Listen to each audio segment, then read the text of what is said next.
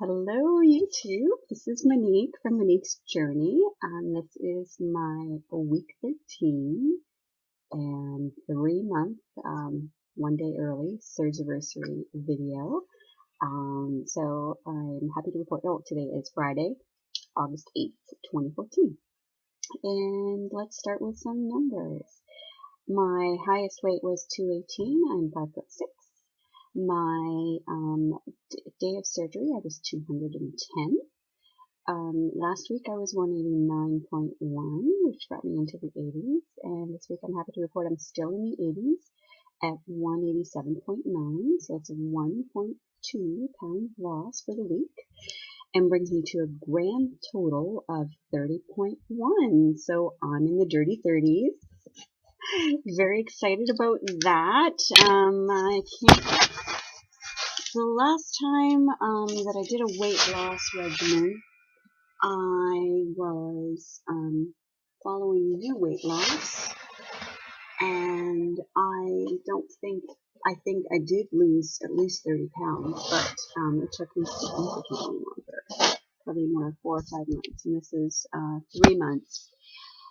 And the reality is that since surgery, it's 22.1, so that is a little bit more than a 7-pound per month loss, which for me is amazeballs, because I gain it quickly, but I don't think I lose it as quickly. So this has been really fun. NSVs this week. If you watch my channel, I started Couch to 5K. So I am super proud of that. It's been a while since I've been planning about it, talking about it, and on Sunday it just felt right. So all of a sudden Sunday I woke up and went, I need to start that Couch to 5K. And I run in the mornings, which is actually convenient because my puppy likes to sleep with my boyfriend. So he doesn't mind that I get up early. He doesn't try to bug me to go walking with him or anything of that sort. He is quite happy to be sleeping. So Couch to 5K. So the award for the Get Your Ass Off the Couch prize goes to me. I have yet to figure out what that prize will be. I will be going out and purchasing myself a reward for that. I have been rewarding myself for achievements that are not weight related. So I am working on the philosophy this time. The weight loss is its own reward, but I should be rewarding the habit. So I did celebrate when I hit the 30-day of 10,000 steps mark. And right now, I believe I am about 74, 75 days in to that 10,000 step challenge. So I'm 3/4 of the way towards 1,000,000 steps. That's pretty cool. So other NSVs this week, somebody asked me about what I eat. So it was, that was an interesting, experience. I don't believe it would have happened before. This is a person I work with, a person I respect greatly, and they, had a bad week, and she gained 5 pounds, but on her frame, 5 pounds is huge for her. And I can respect that. I mean, when you get down to a smaller size, 5 pounds is a big difference. Percentage wise, 5 pounds is big when you're maybe 100, 110 pounds. So she asked me how I eat and what I eat, which I thought was really interesting. I don't think that would have happened before. And by before, I mean before I had the band and I was more conscious about it. I bought a new dress, or I wore one of my new dresses, and this is a black and white dress that I am going to be gifting to my slim band sister Cindy, because she has a penchant for black and white.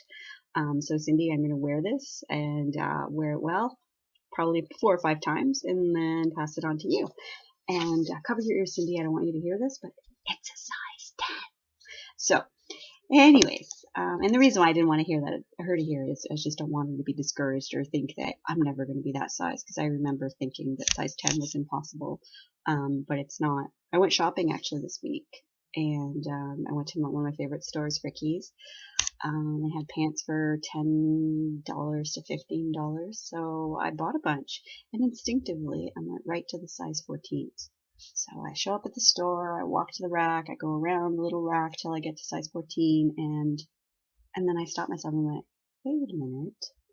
I just gave away all those size 14s. What am I thinking? I'm not a size 14 anymore. And that was, I kind of giggled and did a little teeny tiny happy dance in the store. So, and scooted my way down to the 8s and 10s. So, although I'm a size 12, I only have 2 pairs of pants that fit. So I bought one size 12, 2 size 10s, and a size 8. And I tried on the 10s when I got home, and they, let's just say they fit better than my skin tight painted on jeans in high school. I wouldn't wear them out in public, but I was able to get them on. I was able to get them zipped up, and I was able to breathe. So that was pretty cool. Another NSV that I had this week is this week was a little bit stressful at work. We're going through a reorganization, and I have a new boss, and I just wasn't feeling the the connection, and I was having a meeting with her, and I was stressing out about that and a few other things. And the NSV was that I didn't turn to food. So you may have seen a video a couple weeks back where I talked about having a really stressful week, and granted it wasn't nearly as stressful as that week. But I stuck to my plan, and I ate as I was supposed to, and I was really proud of that I didn't deviate. And then the last one is the one I'm really tickled about, is I had sore muscles, new ones. Hello, new muscles. So my intercostals in between the ribs, those ones were sore. And then my adductors, which are the inner thighs, those were sore too from Couch to 5K. Just a little sore. The soreness went away. Life is good. And so yeah, that's really awesome. And then so I've been intending to do a scorecard, but I haven't had a chance to do a scorecard yet. But I thought I'd talk about the things I've been doing well. So some of the things that have contributed to the success so far, I am planning my meals. So planning is hugely important, so that I don't succumb to the I'm hungry and I just don't know what I want. So I look at the fridge and grab the first thing. By having my meals planned, and I plan my breakfasts, my lunches, and I do have some dinners in the fridge in case my boyfriend doesn't cook something that I can eat. So I generally have something within an arm's reach, within a 1.5 minute warm up time in the microwave that is good for me. So that's a huge one. The other thing I think that that's been contributing to my success is the exercise. So I am 75 days into 10,000 steps. So that's every day. And I'm really proud of that habit because there are days where it's raining and I put on my rubber boots and I bring out my pretty umbrella and I go for a walk anyways. Sometimes the dog doesn't want to come because he doesn't like the rain, but that's okay. I can walk without him. I've got these really cool purple rubber boots. That's an NSV in the making because I can't get them up over my calves. I haven't tried them lately, but I had to roll them down when I got them because they're just too darn tight. So eventually I will be brave enough to try those on. I also wore my pair of shorts that I haven't worn in about 4 years. I bought them to go cottaging the first time my boyfriend and I went fishing. And they're the quick dry shorts. They're really kind of cool and sporty, and they're a size 14. And then the other thing I did is I bought a pair of size 8 jeans, which I have, and you'll have to pardon the messy bag, but I'll give you a quick peek. I have posted them or pinned them to my wall. So every morning when I wake up, that's the first thing I see is those jeans. So just a little gentle reminder of what I'm aiming for, where I'm headed, so that I look at it every day, maybe more than once a day. And that's that's just something to keep me enticed. I haven't tried them on. I haven't attempted to try them on. That being said, the size 12 at that store in those particular jeans fit well. They fit comfortably. There was no way I was going to buy a size 12 because I have plenty of jeans right now, and I was looking for a size 10. They didn't have them, so I bought a size 8. They were only $20, so no harm lost. If they don't work out when I get down to a size 8 and I don't like them, I can just recycle them to a friend. So that's it. So let's get to a little bit of seriousness. So we're already getting on the 10-minute mark. There's a lot to talk about. But today I wanted to talk about self-talk. So I had lunch with my good swim band friend, Cindy. So hello, Cindy, who watches my videos, and I keep telling her she needs to make her own. What I didn't do, and I should have done, Cindy, and we'll do this next time, is bring the camera with me or grab my iPhone and recorded a little video with her. So I may do that the next time we meet for coffee. So be warned, Cindy, I'm coming to get you. Coming to make you a YouTube star. But we were talking about self-talk. At some point, we got into those types of conversations we have in our heads. And I took a picture of the black and white dress and sent it to her to say, hey, here's your inspiration for the week. And she said I looked damn sexy. I laughed out loud at that at work, and then the whole Cube Farm kind of does the gopher where it's like, ooh, what's going on? What's funny? So yeah, had to can't just say it was a funny joke I got, but and I said to her, I said, I don't see it. So it was really interesting because when I look at that picture, I see the little pudge in the side, and I see where my underwear maybe is a little too tight, and I don't wear Spanx or anything of that sort because I'm trying to accept my body the way it is. But when I looked at that picture, I didn't see damn sexy, which is really funny because a lot of other people did. So that was interesting, and I was thinking about it and thinking about what kind of stuff goes through my head and what kind of stuff maybe goes through your head. Is your self-talk dismissive, or is it degrading or insulting? Are you making fun of yourself? Do you put yourself down? And this is one that I'm guilty of. I put myself down in public. And I think part of the reason why is I want to get it out there before somebody else says it. Perhaps because maybe, I don't know, this twisted sense that it might hurt less if I say it first. But the reality is that, it probably wouldn't have been said at all if I hadn't brought it up. Or, are you repeating something that you heard maybe in childhood or during your teen years while you're growing up that's just not true? It's not your truth. And that's one that was interesting because when I was growing up, and I don't think I was overweight then, but I had really bad acne. It was just skin from hell. And I remember walking down the street, and this little girl, she may have been 5 or 6, she looked up at me and said, "You're ugly." That stuck with me. I have never really seen myself as a beautiful person. I'm still playing that tape of I'm ugly, and who knows what her frame of reference was, who knows where she was coming from. Maybe she was just a bratty kid. Why am I letting this little 5-year-old impact me 20, 30 years later?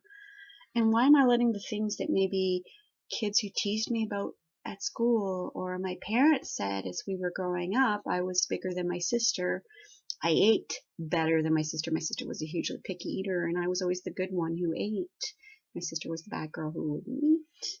Why do I let that play in my head? The tapes of, I should finish everything on my plate because they're starving children.